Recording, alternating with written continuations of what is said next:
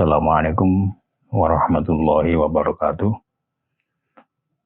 Om Swastiastu, Namo Buddhaya, Rahayu, Salam Kebajikan, Salam, semoga keselamatan atas Anda sekalian, dan mudah-mudahan kita semua mendapatkan rahmat dan berkat dari Tuhan. Selamat datang kembali di kanal Budidaya Pancasila. Kali ini kita akan bicara soal budidaya Pancasila, sebuah gerakan untuk mencerdaskan kehidupan bangsa. Budidaya adalah bertemunya budi dan daya. Budi itu entitas dari Tuhan yang bernilai kebenaran, sementara daya adalah kekuatan Tuhan yang terdistribusikan kepada siapa yang dikehendaki. Maka budidaya itu tak lain adalah merupakan kebenaran yang telah berdaya, atau daya yang telah bernilai kebenaran. Sebab benar tanpa daya itu tidak ada gunanya alias sia-sia. Tetapi daya saja atau kekuatan yang besar saja tapi tidak punya nilai kebenaran, bukankah itu akan sangat berbahaya? Semacam para maling rakyat alias koruptor itu punya keberanian yang tinggi tetapi tidak punya nilai kebenaran. Maka budi seharusnya memang berdaya. Dan itulah merah putih, berani karena benar. Sebagaimana bendera kita yang berwarna merah dan putih. Meski ada persamaan dengan bendera negara lain, namun kita memiliki konsep filosofi yang berbeda. Dan sebagaimana dokumen negara kita yang lain, apa yang kita punya itu selalu menunjuk ke dalam yang menyangkut jati diri manusia. Merah dan putih adalah darah yang mengalir di dalam tubuh kita. Sedemikian rupa, maka jati diri kemanusiaan kita memang seharusnya adalah budi yang terberdayakan itu. Lagi pula, secara historis kita telah menggunakan bendera merah putih ini setidaknya 4-5 ribu tahun yang lalu. Bagaimana penelitian dari Muhammad Yamin tentang ini. Ketika Polandia memprotes saat kita memproklamirkan bahwa bendera kita itu adalah merah putih. Bahkan konon benderanya Rasulullah Muhammad SAW itu adalah merah dan putih, bukan hijau yang bertuliskan la ilaha illallah ataupun apalagi ireng kayak bendera ISIS, sama sekali tidak. Oleh karena itu Pancasila sudah seharusnya dibudidayakan atau dimerah putihkan kalau menggunakan terminologi merah putih itu tadi. Mengapa? Lantaran kandungan nilainya yang sangat dalam. Meskipun sejauh ini kebenaran itu terkunci di dalam etalase dengan kunci, pinjam istilah EBIT, yang pernah kita patahkan. Akibatnya Pancasila pun hanya diperkenalkan sebagai jargon yang nirrealisasi atau menjadi budi yang tidak berdaya. Maka kini saatnya kita memberdayakan nilai budi atau kebenaran atas Pancasila tersebut dalam dataran kenyataan faktual agar kekokohan negeri ini segera menjadi kenyataan dan tidak berhenti di angan-angan. Mengapa demikian? Bukankah kita sudah menjadikan negara ini terlanjur berdasarkan Pancasila, yang itu artinya negara ini berdiri di atasnya? Kalau negara ini berdiri di atas Pancasila, artinya letak negara kita itu di atas Pancasila. Maka pertanyaannya, kalau begitu, di manakah Pancasila itu sendiri berada? Sejauh ini, sepertinya tidak ada yang mempertanyakan koordinat posisi Pancasila itu. Di mana Pancasila itu seharusnya berada? Di episode yang lalu, sudah kita sampaikan dan pernah disinggung bahwa Pancasila itu seharusnya berada di kesadaran warga negara Indonesia.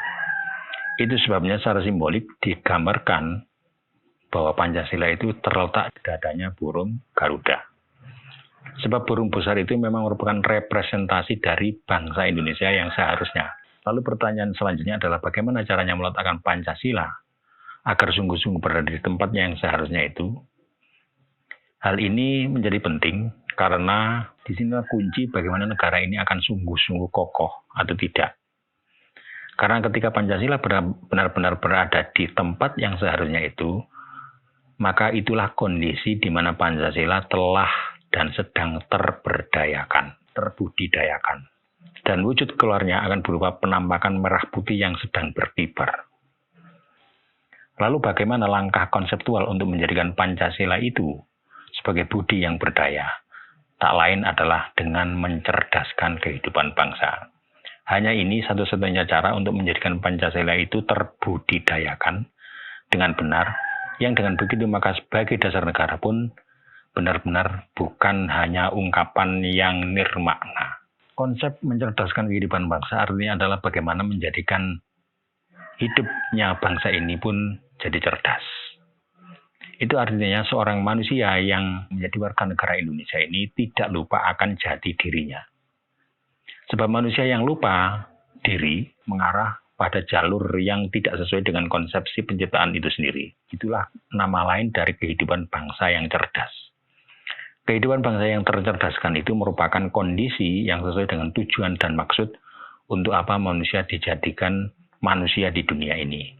Itu merupakan model hidup yang tepat guna atau sesuai dengan tujuan kegunaannya sebagai manusia, alias sesuai dengan konsep atau maksud untuk apa seseorang dijadikan manusia. Dan inilah yang dinamakan sebagai manusia yang seharusnya, yang dengan itu pun manusia itu bisa dinamakan terpuji karenanya. Seseorang yang sudah dalam kondisi itu, maka apapun yang telah diterimanya dari Tuhan akan digunakan sebagaimana seharusnya secara efektif, efisien, atau tepat guna. Apapun yang sudah diterimanya dari Tuhan akan digunakan sebagaimana seharusnya, sehingga manusia jenis ini akan berjalan di muka bumi ini sesuai dengan konsepsi manusia yang terpuji, sehingga mustahil akan membuat kerusakan. Masalahnya adalah bagaimana cara membuat agar bangsa ini bisa seperti itu? Jawabannya adalah dengan membuatkan jalan pikiran yang memungkinkan kecerdasan kehidupan bangsa ini benar-benar bisa terbangunkan karenanya. Potensi kecerdasan yang diberikan Tuhan adalah entitas tentang budi, namun dalam kondisi yang masih tertidur alias belum terberdayakan. Membangunkannya pun atau menjadikannya berdaya adalah satu-satunya cara yang harus ditempuh. Agar bangsa Indonesia menjadi manusia sebagaimana yang seharusnya itu, maka dibuatlah semacam role model yang kemudian disimbolisir dalam lambang negara Garuda Pancasila tersebut. Sejauh ini tidak ada negara yang perlambangan negaranya langsung menyasar dan menukik ke dalam diri, kecuali negara kita Indonesia ini. Masalahnya kita selama ini tidak menyadari akan hal itu. Kita lebih banyak silau oleh semua yang berbau luar negeri. Bahkan pendidikan kita, kurikulumnya justru banyak mengambil dari luar. Jalan pikiran yang akan kita tata dalam alam pikir bangsa Indonesia ini dengan cara memposisikan Pancasila sebagai sebuah algoritma untuk berpikir. Oleh karena berpikir itu memiliki sistematika yang menjadikan proses berpikir itu cepat atau lambat, maka keberadaan jalan pikiran itu sangat menentukan tingkat kecerdasan seseorang. Artinya penyebab adanya anak bodoh atau anak yang cerdas sesungguhnya bergantung penuh pada adanya jalan pikiran itu. Apakah jalan pikiran itu ruwet dan bertele-tele bahkan hingga berakhir di gang buntu, tidak menemukan apa yang dicari, ataukah sistematis, taktis, efektif sehingga cepat sampai.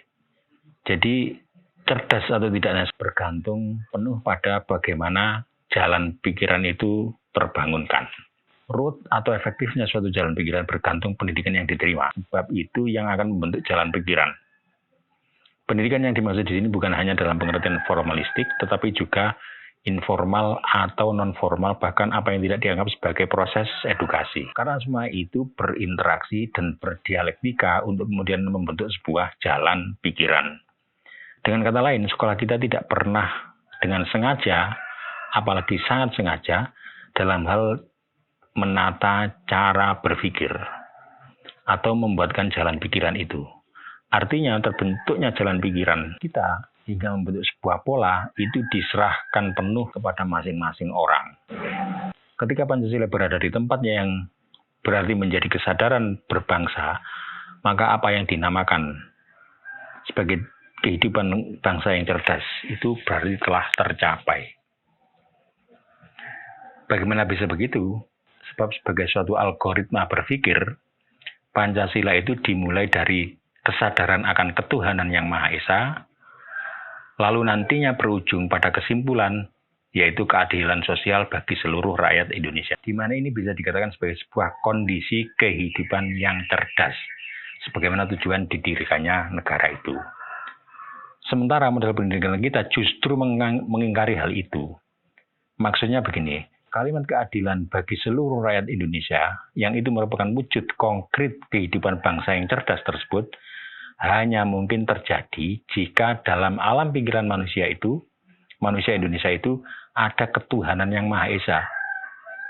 Sementara sistem edukasi yang kita bangun justru mengingkari keberadaan Tuhan dalam konstelasi berpikir. Sekolah kita mulai dari TK hingga perguruan tinggi justru menafikan keberadaan Tuhan itu. Itu terbukti bahwa sistematika kebenaran yang kita bangun selama ini melalui sekolah formal tersebut adalah kebenaran saintifik atau sering dinamakan kebenaran ilmiah.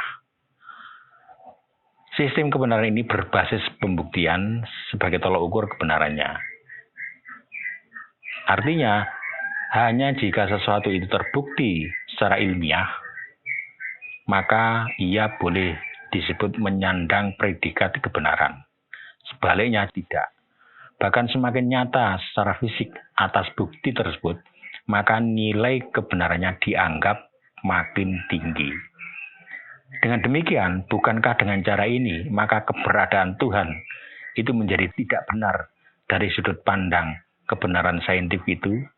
Karena bagaimana mungkin kita membuktikan Tuhan secara empiris, sampai tahu ketemu pangeran tenguk-tenguk nggak pinggir kali. Kebenaran ilmiah atau saintifik bagi dunia pendidikan kita terlanjur diletakkan di posisi yang tertinggi dalam menentukan suatu kebenaran dibanding sistem kebenaran yang lain. Itu pun jika apa yang dinamakan sebagai kebenaran yang lain itu dianggap ada. Tapi kenyataannya, tampaknya selain kebenaran ilmiah itu, sepertinya di dunia pendidikan kita itu dianggap sebagai hal yang tidak ada. Jadi yang dianggap benar itu hanya kebenaran ilmiah. Itu artinya anak didik kita hanya diarahkan kepada sistem kebenaran ini saja. Maka sesuatu yang tidak ilmiah akan dengan sendirinya dinamakan sebagai hal yang tidak benar. Bahkan agama yang mestinya berbasis kebenaran pun ikut-ikutan terseret pada saintifikasi. Mungkin ada yang ngeyel bahwa kita selama ini toh sudah memasukkan agama dalam pendidikan kita. Terutama pada sekolah-sekolah yang berlabel agama. Itu mungkin akan menyangkal apa yang saya sampaikan itu. Bahwa untuk mendidik mereka, anak-anak itu di sekolah sudah memasukkan agama. Yang dengan itu diharapkan suatu ketika kecerdasan kehidupan itu akan terbentuk. Saya kok meragukan itu. Mengapa? Selama ini, cara pemaduan kita atas dua sistem kebenaran yang bertolak belakang ini, yaitu satu adalah sistem kebenaran saintifik, satunya adalah sistem kebenaran iman, itu sesungguhnya bertolak belakang. Yang satu itu baru disebut benar jika ada buktinya, yang satu justru membutuhkan pembuktian keimanan itu kebalikannya. Itu pun bagi yang mengerti bahwa memang ada dua sistem kebenaran itu. Sehingga faktanya itu yang terjadi, kita tidak bisa pungkiri adalah terjadinya pseudo science atau keilmiahan yang semu. Apa itu? Kita ini terbiasa ketika ada sesuatu yang ajaib atau yang dramatis, itu kupuh menganggap itu sebagai sebuah kebenaran Tuhan. Contoh misalnya, dulu tahun berapa lupa saya, tahun 80-an kalau tidak salah, itu di percetakan itu ada orang nyetak gambar pohon, beberapa pohon yang membentuk tulisan La ilaha illallah. Itu sampai dicetak berkali-kali dan dijual dan laku. Kemudian ada juga di perut ikan, apa itu yang sing baduke nonong itu? Ikan lohan atau koi. Itu ketika ada di perutnya itu ada tulisan Allah atau La ilaha illallah, wah orang sudah heboh merasa itu sebagai bukti kebenaran Tuhan. Kemudian ya yang agak fatal ini. Misalnya di langit itu ada mendungnya itu membentuk tulisan Allah. Atau yang lebih fatal lagi, berita tentang Neil Armstrong yang katanya orang pertama ke bulan. Nah, saat Neil Armstrong itu turun di bulan, katanya mendengar suara azan sampai grup musik Nasidaria itu membikinkan lagu. Saya jadi ya ketawa dengan melihat itu. Sampai digayak lagu kok iyo. Dan itu orang tergopoh-gopoh untuk mengakui itu sebagai kebenaran Islam. Tak jadi nek saya izin saya dengan melihat itu. Nah, kemudian ketika sekarang ini ada rumor bahwa ternyata Neil Armstrong itu bujui. Dari ini saat jadi kanang bulan. Cuman dia foto di studio di studionya siapa itu Cak Dakelan atau siapa gitu ya. Ada rumor begitulah. Lalu kita gopoh juga untuk menghapus apa yang sudah kita anggap benar itu. Pseudo sains atau keilmuan yang semu itu ada bentuknya yang lain. Itu gara-gara kegagalan memadukan sistem kebenaran iman dan sistem kebenaran saintifik. Kalau Anda lihat televisi hari-hari ini, ketika bulan puasa ini, Anda pasti melihat iklannya Aqua. Bisa tak sebut aja. Nah, iklannya Aqua itu settingannya suasana bulan Ramadan. Lalu Idul Fitri, kemudian ada orang yang pakai kopiah habis dari masjid dan lain-lain. Pokoknya atribut-atribut yang Islami. Tapi naratornya bilang bahwa air Aqua itu diambil dari air ciptaan alam. Ini kan ya lucu. Nek sampean gawe iklan, misalnya merayakan kematian Tuhan di dalam Dusbuk Zarathustra oleh Friedrich William Nietzsche, sing cari paseman, brengose sak kepel, wong dilirik tiba dipendeli semaput, tokoh dari nihilisme. Terus Anda bilang bahwa air ini buatan alam, yo gak popo. Lah sampean nggak atribut-atribut Islam. Kemudian ngomong bahwa air ini buatan alam. Iklanmu itu kontradiktif. Gara-gara itu saya gak doyan terus sampai Aqua. Timbangannya ngombe Aqua, saya mending ngombe banyu jeding atau keran. Itu lucu itu. Ya apa sih iki sing goblok iki sing pesen, sing gawe tah, sing main. Ini saya juga kadang-kadang ya aneh. Nah, pertanyaannya sekarang, apakah dua sistem kebenaran itu memang tidak bisa dibuktikan? Tidak bisa dipadukan. Sebenarnya bisa. Karena selama ini pemaduannya itu adalah menggunakan logika blender. Jadi air, ibarat gini. Dua sistem kebenaran itu ibarat air dan api. Itu sesuatu yang bertolak. Air dan api. Lainnya air dan api di blender jadi siji. Apa ya iso? Nah, otomatis dengan pendekatan itu pasti gagal atau setidaknya hasilnya ya pseudo sains itu tadi. Tapi bukan tidak punya cara dan itu memang harus dipadukan karena keduanya saling melengkapi. Nah, cuman pemaduannya tidak dengan cara itu, tidak dengan cara di blender. Jadi kalau ada api dengan air, ya golekno panci. Api dinyalakan, panci taruh di atas kompor, kemudian dikasih air. Nah, sehingga dari situ apinya tetap menyala, airnya jadi umep, dan itu bisa diminum dan seterusnya. Bahkan gara-gara pemaduan ini akan muncul kekuatan yang ketiga. Apa itu? Sepur. Lihat sepur uap itu. Itu gara-gara air dipadukan dengan api. Maka dalam konteks mencerdaskan kehidupan bangsa itu, kita seharusnya mempertanyakan mungkinkah kecerdasan kehidupan bangsa kita yang menjadi tujuan didirikannya negara ini akan tercapai jika model pendidikan kita yang cenderung menafikan Tuhan itu dalam konstelasi berpikir tetap kita pertahankan. Iso tak kira-kira sampai pada kecerdasan kehidupan bangsa. Sebab jika proses berpikir itu tidak dimulai dengan ketuhanan yang Maha Esa, maka tidak akan mungkin muncul keadilan sosial bagi seluruh rakyat Indonesia. Ini adalah kondisi di mana manusia Indonesia sudah tercerdas. Tapi syaratnya itu tadi harus melalui ketuhanan yang Maha Esa. Sementara pendidikan kita justru menghilangkan ketuhanan itu tadi. Maka atas alasan itu, ini saya sama sekali tidak ragu untuk mengatakan bahwa kita sekarang ini butuh membangun paradigma pendidikan yang baru. Kita tinggalkan yang lama. Mengapa demikian? Karena ada yang salah dan itu mendasar dalam sistem pendidikan kita. Saya akan tunjukkan di mana letak kesalahan itu. Silakan ikuti terus episode selanjutnya supaya kita menemukan suatu pemahaman yang baru tentang hal ini. Kurang lebihnya mohon maaf. Wassalamualaikum warahmatullahi wabarakatuh. Salam sejahtera, salam, Om Swastiastu, Namo Buddhaya, dan salam kebajikan. Terima kasih.